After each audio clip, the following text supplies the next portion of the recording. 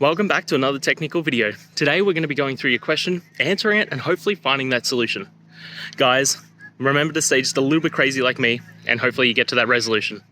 Now, let's continue on to the video.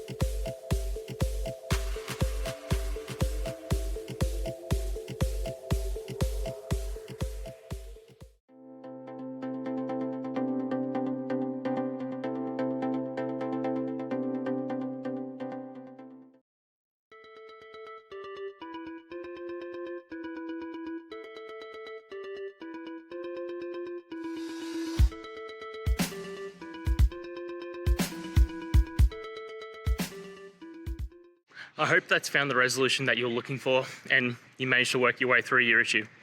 Please, if it did help, hit subscribe. I'd really appreciate it. And until the next technical time you need help, have a good one.